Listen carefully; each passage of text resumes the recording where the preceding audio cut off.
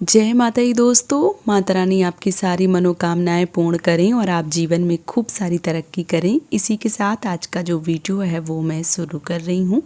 दोस्तों आज के वीडियो में मैं बात करने वाली हूँ सी सेक्शन डिलीवरी के बारे में और अगस्त के महीने में, क्योंकि इससे पहले मैं जुलाई तक के वीडियो जो है वो सी सेक्शन के डाल चुकी हूँ। आज के वीडियो में आप सबको देखने को मिलेगा अगस्त के महीने में जो शुभ मुहूर्त हैं, कुछ शुभ मुहूर्त जो हैं जो सी सेक्शन के लिए आपके लिए काफ़ी ज़्यादा शुभ होने वाले हैं। और इस शुभ दिन पर, इस शुभ समय पर अगर बच्चे का सी सेक्शन डिलीवरी करवाया जाए तो यकीन मानिए उनको राजयोग की प्राप्ति होती है। यहाँ पे मैं बात करने वाली हूँ सी सेक्शन के बारे में। कोई भी ऐसे पेरेंट्स, ऐसे माता पिता जो राजयोग के चक्कर में अपने बच्चे को कम समय में ही निकलवाने की कोशिश करते हैं तो वो बिल्कुल भी ऐसा ना करें, क्योंकि जब बच्चे का टाइम पूरा होता है तभी बच्चे आते हैं तो ये हमारे लिए ज़्यादा शुभता का प्रतीक बताया गया है और बच्चे के स्वास्थ्य में भी कोई भी दिक्कत, कोई भी परेशानी जो है वो नहीं होती है।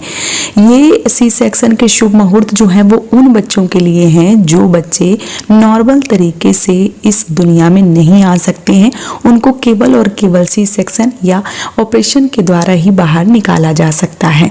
तो सी सेक्शन के कुछ शुभ मुहूर्त जो है वो मैं आज आप सबके साथ शेयर करने वाली हूँ, क्योंकि जब हम शुभ समय में, शुभ नक्षत्र में और शुभ योग में बच्चे का जन्म करवाते हैं तो बच्चे को राजयोग की प्राप्ति होती है।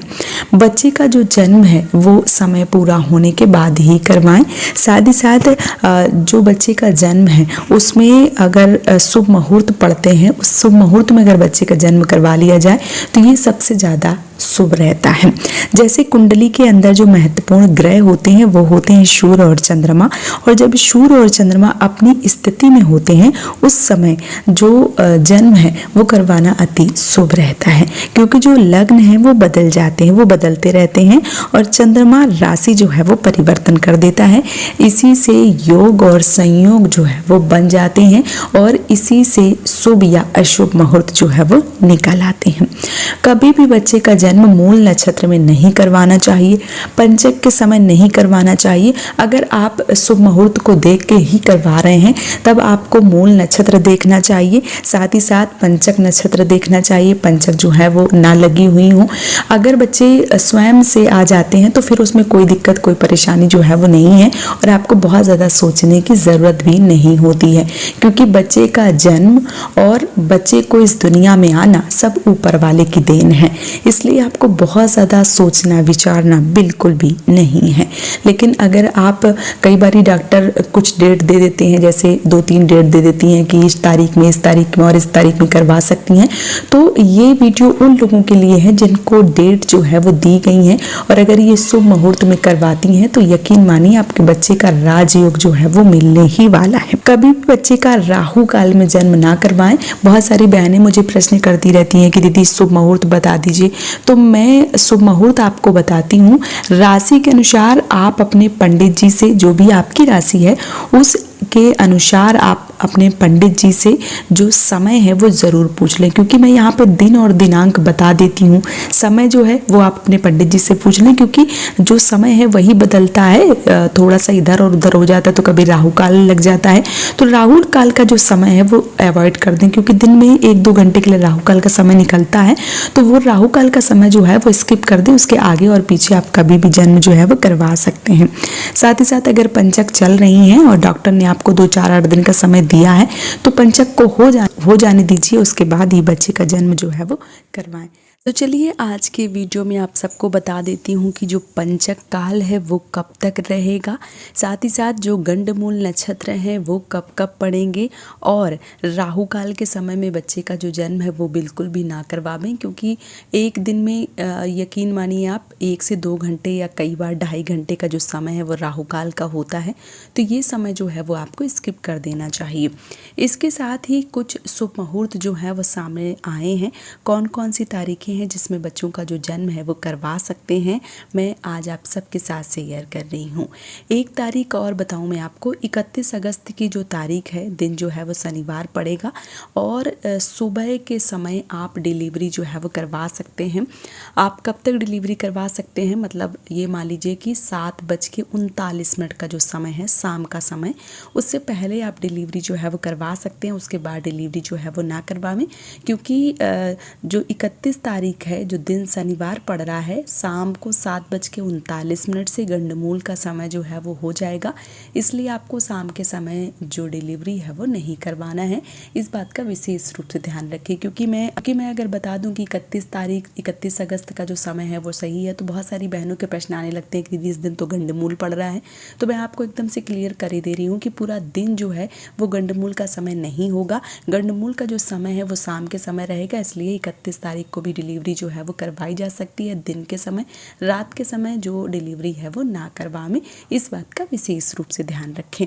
अब चलिए मैं सबसे पहले पंचक जो है वो आपको बता देती हूँ कि जो पंचक है वो कब कब लगने वाली है, और पंचक में बच्चे का जो जन्म है वो नहीं करवाना चाहिए। साथ ही साथ जो गंडमूल है वो कब कब लगेगा वो भी मैं आप सबको बता दे रही हूँ। सबसे पहले पंचक की बात करें तो जो पंचक है वो अगस्त के महीने में 19 अगस्त को दिन सोमवार को 7 बजे से प्रारंभ हो जाएंगी और 23 अगस्त को दिन शुक्रवार को शाम को 7:54 पे जो है वो समाप्त हो रहे हैं।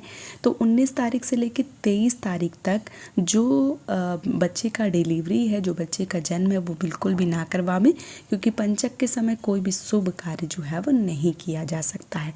लेकिन हाँ, अगर किसी बच्चे का जन्म हो जाता है प्राकृतिक तरीके से, नॉर्मल डिलीवरी से, तो आपको परेशान नहीं होना है। इस बात का भी विशेष रूप से ध्यान देना है। अगर आप सी सेक्शन करवा रहे हैं तो इन तारीखों को आपको ध्यान में रखना है।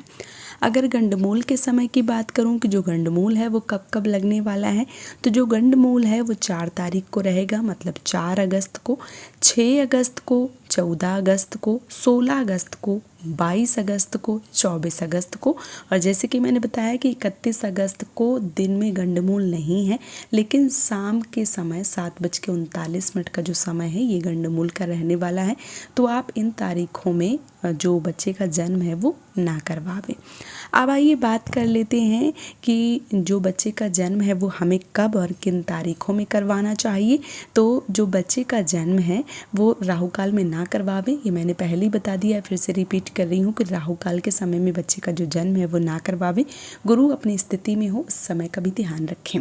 साथ ही साथ जो 7 अगस्त का समय है वो काफ़ी अच्छा है। इस दिन बच्चे का जो जन्म है वो करवाने से बच्चे को राजयोग की प्राप्ति होती है।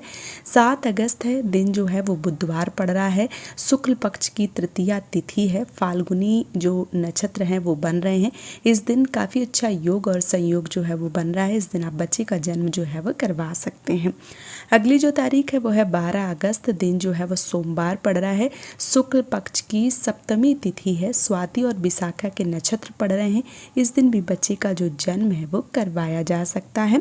साथ ही साथ अगली जो तारीख है वो है 17 अगस्त, दिन जो है वो शनिवार पड़ रहा है, शुक्ल पक्ष की द्वादशी तिथि है, पूर्वाषाढ़ नक्षत्र है। इस दिन भी बच्चे का जो जन्म है वो करवाना अति शुभ जो है वो रहने वाला है। अगली जो तारीख है वो है 26 अगस्त, दिन सोमवार का पड़ रहा है, भाद्रपद मास की कृष्ण पक्ष की अष्टमी तिथि है, कृतिका के नक्षत्र हैं। इस दिन भी बच्चे का जन्म अगर करवाया जाए तो अति शुभ रहने वाला है। अगली जो तारीख है वो है 27 अगस्त, दिन जो है वो मंगलवार पड़ रहा है, भाद्रपद मास के कृष्ण पक्ष की नौमी तिथि है, रोहिणी के नक्षत्र हैं। इस दिन भी बच्चे का जो जन्म है वो करवाया जा सकता है। आखिरी जो तारीख है वो है 31 अगस्त, दिन शनिवार का पड़ रहा है, त्रयोदशी तिथि है, पुण्य के नक्षत्र हैं। साथ ही साथ शाम के 7:39 से पहले अगर आप डिलीवरी इस दिन करवाना चाहते हैं, या बच्चे का जो जन्म का तारीख है वो 31 अगस्त दी गई है, तो आप शाम के 7:39 से पहले अगर आप करवा लेते हैं तो अति उत्तम है। नहीं तो आप इस दिन डिलीवरी जो है वो ना करवाएं, क्योंकि इस दिन भी गंडमूल का जो समय है वो रहने वाला है शाम के समय। पूरा दिन गंडमूल जो है वो नहीं रहेगा, इस बात का विशेष रूप से ध्यान रखें। तो ये जो तारीखें हैं ये काफ़ी ज़्यादा शुभ हैं और पंचांग से प्रमाणित हैं। तो इस दिन आप बच्चे का जन्म जो है वो बगैर किसी विघ्न और बाधा के करवा सकते हैं। सबसे अच्छा योग और संयोग जो है वो बन रहा है। कौन कौन सी तारीखें हैं? 7 तारीख, 12 तारीख, 17 तारीख, 26 तारीख, 27 तारीख और 31 तारीख। तो ये जो 6 शुभ मुहूर्त हैं वो अगस्त के महीने में निकल कर सामने आए हैं। इन तारीखों में बच्चों का अगर जन्म करवाया जाए तो यकीन मानिए बच्चों को राजयोग की प्राप्ति होती है। तो अगर आप अपने बच्चे का जो जन्म है वो करवाना चाहते हैं तो इन तारीखों में करवा सकते हैं। बाकी जैसे कई बार बहुत सारे लोगों के ये भी प्रश्न आते हैं कि दीदी किस समय पे करवाएं, टाइम जो है वो दे दीजिए। तो मैं टाइम जो है वो नहीं दे सकती हूँ, क्योंकि सबकी राशियाँ जो हैं वो अलग होती हैं। आप अपनी राशि के अनुसार अपने पंडित जी से जो समय है वो निकलवा सकते हैं। राशि के अनुसार जो माँ है जो बच्चे को जन्म देने जा रही हैं वो अपनी राशि के अनुसार समय जो है वो निकलवा लें अपने पंडित जी से, ये अति उत्तम रहने वाला है। अगर आपको समझ में नहीं आ रहा है कि समय जो है वो क्या रहेगा, तो मैं आपको मोटा मोटा बता देती हूँ कि राहु काल का जो समय है वो स्किप कर दें। बाकी आप किसी समय भी डिलीवरी जो है वो करवा सकते हैं, इसमें कोई दिक्कत कोई परेशानी जो है वो नहीं होने वाली है। तो उम्मीद करती हूँ कि ये अगस्त के महीने में सी सेक्शन डिलीवरी के शुभ मुहूर्त जो है वो आप सबको काफ़ी अच्छे से समझ में आ गए होंगे। अगर आपके मन में कोई प्रश्न है तो आप मुझे कमेंट सेक्शन में ज़रूर पूछिए, और वीडियो पसंद आया है तो आप मुझे ज़्यादा से ज़्यादा सपोर्ट करें इस चैनल को सब्सक्राइब करके। आज का वीडियो यहीं पे समाप्त कर रही हूँ दोस्तों। जय माता दी।